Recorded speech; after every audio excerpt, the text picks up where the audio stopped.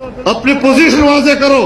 अगर आपने हमें मुसलसल अमेरिका का गुलाम रखना है, कभी उस वक्त धमकी में आकर आपने गलत फैसले किए, आज फिर दबाव में आकर उसकी दूसरी किस्त आप पूरा करना चाहते हैं। हम उस वक्त भी डट गए थे, मैं उस वक्त भी जेल में गया था, मैं आज भी जेल में जाने के लिए तैयार हूं। अगर आपको जब किसी को भी मुल्क और कौम का इस तरह का सौदा करने की इजाजत नहीं दे सकते। मुल्क हम सब का है, हम सब इसके बराबर के हिस्सेदार। कम से कम मैं वाज़े ऐलान करता हूँ, आपकी तारीफ से करता हूँ, मैं पाकिस्तान में रहना चाहता हूँ, मैं पाकिस्तान के लिए लड़ना चाहता हूँ, मैं पाकिस्तान के लिए कुर्बानी देना चाहता हूँ, लेकिन एक लम्हे के लिए पाकिस्तान में बहैसियत गुलाम की जिंदगी गुजारने के लिए तैयार नहीं।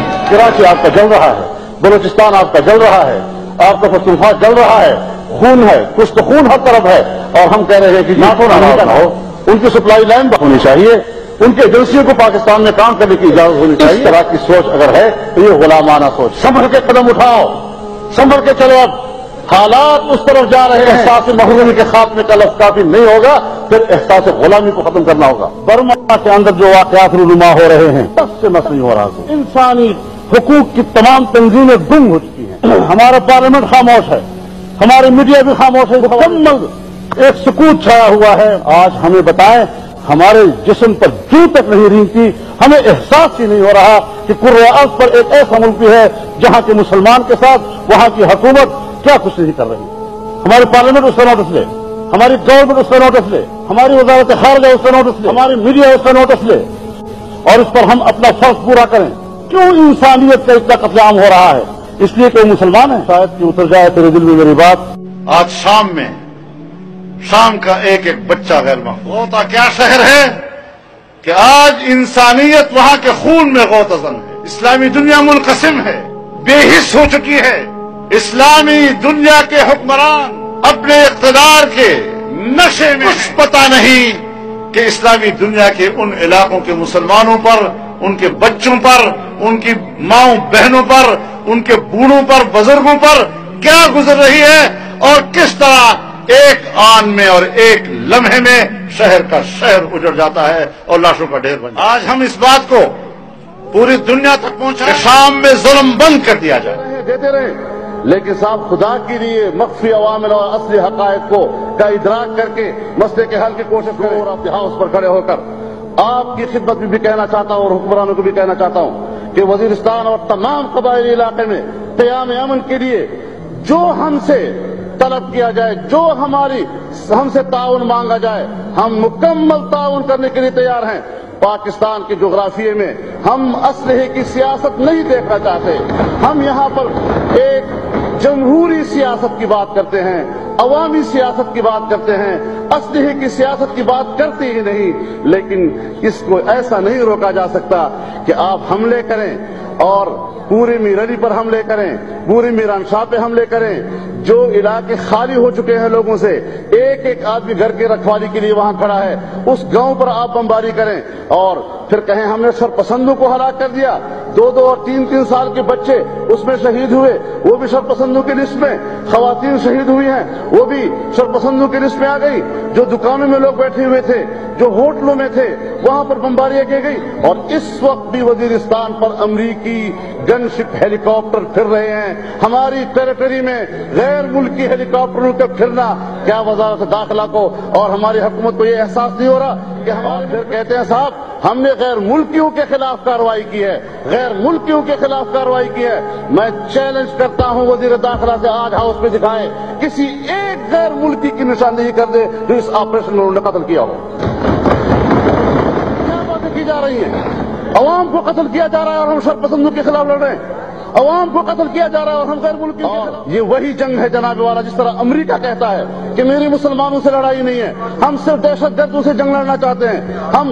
और इस बुनियाद पर वो अपनी जंग को जवाब फराहम कर रहे हैं। उसी की नक्काली करते हुए हुकूमत पाकिस्तान कहती है हम तो शरपसंदों के खिलाफ जंग लड़ रहे हैं। बलूचिस्तान में जंग लड़ रहे हैं, शरपसंदों के खिलाफ जंग लड़ रहे हैं, सरदारों के खिलाफ जंग लड़ रहे हैं। साहब वाला अवाम मुतासर हो रहे हैं, कौम तबाह हो रही है, आम आदमी तबाह हो रहा है, گھروں میں پاکستانی لوگ مر رہے ہیں. حقائق کا ادراک کیا جائے, حقائق کو تسلیم کیا جائے. ہم بالکل اگر ایسے عوامل ہیں جس طرح کے وزیر داخلہ فرما رہے ہیں, ہم اس حوالے سے مسئلے کے حل اور اس ملک کی خدمت کے لیے تعاون کے لیے بھی تیار ہیں. لیکن اگر حکومت سمجھتی ہے کہ ہم جو کر رہے ہیں ٹھیک کر رہے ہیں, میں 100% کہتا ہوں کہ غلط پالیسیاں ملک کو تباہی کی طرف لے جائیں گی, اور یہ لوگ آج عمدن شاید پاکستان کی جغرافیائی تقسیم اور ملک کو توڑنے پر تلے ہوئے ہیں, اور ایک دفعہ پھر بنگال کی کہانی کو دہرانا چاہتے ہیں. خدا کے لیے اس ملک کو بچاؤ, خدا کے لیے اس ملک پر رحم کرو.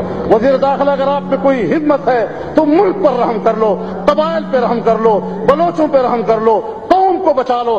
ہم آپ کے سامنے دامن پھیلا کر درخواست کر رہے ہیں. قیام امن کے لیے جو چاہو ہم سے, ہم خدمت کرنے کے لیے تیار ہیں. لیکن قیام امن کا نام لے کر دہشت گردی پھیلانا, قتل و غارت گری پھیلانا, اس پر احتجاج کریں گے, میدان میں آئیں گے اور اس راستے کو روکنے کی کوشش کریں گے انشاءاللہ العزیز. یہ غلط بات ہے کہ آپ اپنی قوم پر بمباری کریں اور ہم آپ کو اس کے لیے سند مہیا کریں کہ آپ تو واقعی ان کے امن کے لیے کام کر رہے ہیں. ہم ڈٹ کر اس صورتحال کا مقابلہ کریں گے انشاءاللہ العزیز. اور جب میں کشمیر کی جنگ لڑتا ہوں, جب میں لندن جاتا ہوں, برطانیہ کے پارلیمنٹ میں جاتا ہوں, جب میں برسلز جاتا ہوں اور وہاں کے یورپی پارلیمنٹ کے اندر کشمیر کا مسئلہ اٹھاتا ہوں, تو پھر ہمارے ملک کے کچھ اللہ ان کو ہدایت دے, وہ ہماری کردار کشی میں مصروف ہو جاتے ہیں. جب برما میں مسلمانوں کا قتل عام ہو رہا تھا اور پورا پاکستان خاموش تھا, پورا میڈیا خاموش تھا, تمام سیاستدان خاموش تھے, اخبارات خاموش تھے, تو پہلا شخص فضل الرحمان تھا جس نے پارلیمنٹ میں کھڑے ہو کر قوم کے نمائندوں کو جھنجھوڑا. مسلمانوں کا خون ہو رہا ہے, کس خواب خرگوش میں ہو, فلسطین کا معاملہ ہو, ہم میدان عمل میں ہوتے ہیں. جب افغانستان پر امریکہ نے حملہ کیا, ہم نے جرأت کی. جب ساری دنیا کا حکمران امریکہ کے سامنے سجدہ ریز ہو رہا تھا, گھٹنے ٹیک کر گیا تھا, ہمارے جنرل کے ہوتے ہوئے بھی گھٹنے ٹیک کر دیا, تو ایک فضل الرحمان کا جو میدان میں نکلا اور نعرہ لگایا, امریکہ مرد آباد. وہ جس کو تم نے مذاق اڑایا تھا, وہ جس کے والدین کو تم نے تانے دیے تھے, آج کیوں وہ طبقہ امریکہ جیسی عالمی قوت کے لیے خطرہ بن گیا ہے؟ آج کیوں وہ غریب اور فقیر طبقہ پورے مغربی استعمار کے لیے خطرہ بن گیا ہے؟ تو سمجھ لو میرے نوجوانوں کہ میرے اکابر کی کمان سے جو تیر نکلا تھا, آج وہ تیر اپنے نشانے پہ لگا ہے, اور آپ کی فتح ہے کہ آج آپ کی اس فقیری نے عالمی استعمار کو چیلنج کر دیا ہے, اور دنیا جانتی ہے کہ ہماری جنگ آج یہاں کے کمزور حکمرانوں سے نہیں, بخدا آج کا حکمران ہماری نظروں میں کچھ نہیں ہے. ہم اگر آج جنگ لڑ رہے ہیں تو حق کے اس معیار پر لڑ رہے ہیں جس کے مقابلے میں دنیا کا باطل اپنے فرد کامل کے ساتھ امریکہ کی صورت میں نظر آ رہا ہے.